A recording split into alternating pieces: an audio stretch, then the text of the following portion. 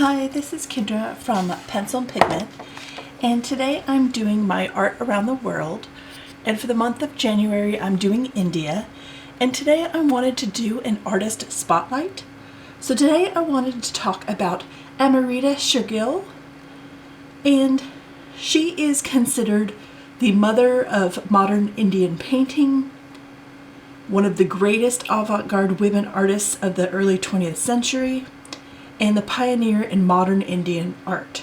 Now, she was born in 1913, and her father was an Indian Punjabi Sheikh aristocrat and scholar, and her mother was a Hungarian Jewish opera singer.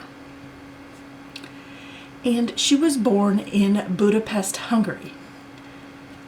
Now, in 1921, her family faced some financial issues, and they decided to move to Shimla, India.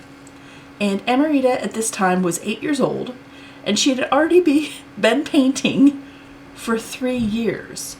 So as a child, she showed great aptitude and interest in art and painting. And when they moved, she would use her servants, paint them, and use them as models. And at the age of 8, she was given formal painting education. So in 1924, she moved with her mother to Italy for 1 year and was enrolled in an art school. And it is said that she was expelled at this time from a Catholic school. Now, I've seen a couple different reasons as to why she was expelled, but I'm going to use the art reason because it's my favorite. And according to one source, she was expelled for drawing a nude figure. So, but it was at this time that they believe that she sort of developed an interest in the Renaissance masters, and this would later influence her art. That year, she moved back to India, and back there she spent time with her uncle Aram, who was also a painter, and from him she received drawing lessons and exposure to the Indian cultural world.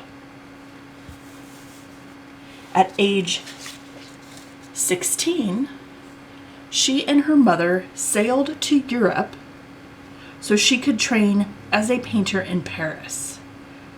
She studied at 2 different places, the Académie de la Grande Chimère and later at the École des Beaux-Arts. And she was inspired by Cézanne, Gauguin, Van Gogh, and the city life really seemed to sort of stimulate her creativity, and she started to receive some recognition for her art. And in these early paintings, these were both done in 1932, you can start to see the influence of Western style in her art. And as you can see, her subject matter is women. So, her oil painting, entitled Young Girls, in 1932, received her a bunch of accolades, and she was actually given a gold medal and elected as an associate of the Grand Salon in Paris in 1933. And she was the youngest ever member and the only Asian to have received this recognition. So her work from this time in her life included self-portraits, life in Paris, nude studies, still life studies, and portraits of friends and fellow students. In 1934, at the age of 21, she returned to India, and she felt that the color and the light and the natural environment of India would improve her painting and help her develop sort of a more natural style. She wanted to go back to her Indian heritage and roots with her painting. And she began to sort of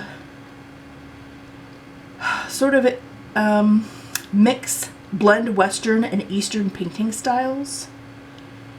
And she combined sort of Indian subjects and themes with modern techniques. And she also began to sort of simplify her art and began concentrating on form can see in this painting right here. And sort of color as much as subject. And she saw for herself as an interpreter of the life of the people.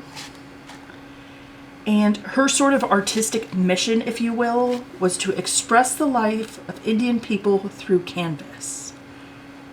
In 1938, at the age of 25, she married and moved to northern India.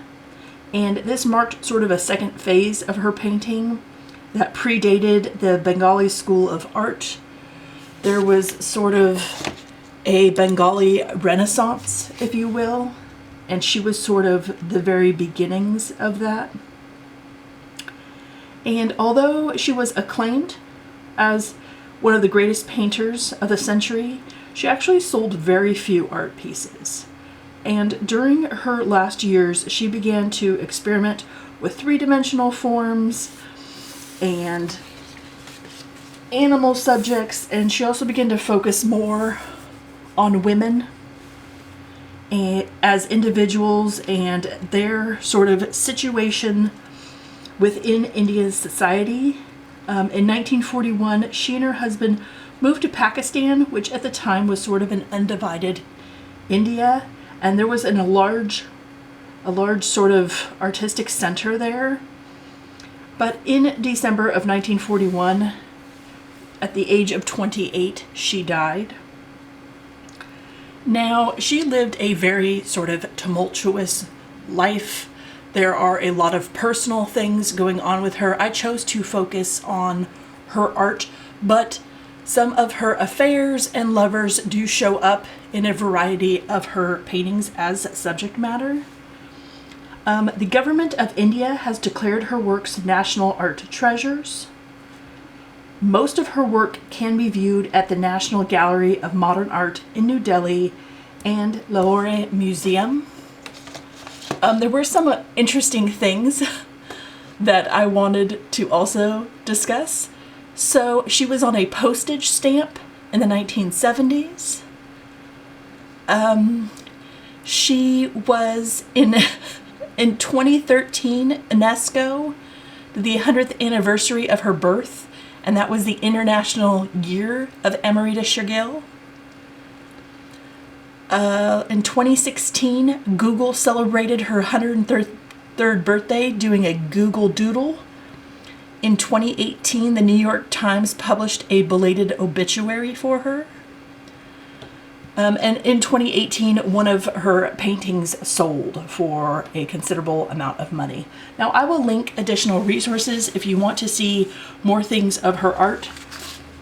But it was predominantly women, and it was predominantly low-income women and their place in society and their role. And she thought it was very important to paint and discuss.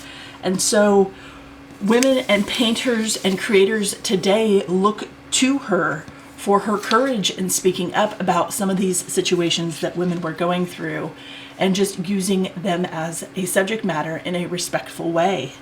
And I think that is just incredible. So I hope you enjoyed this video.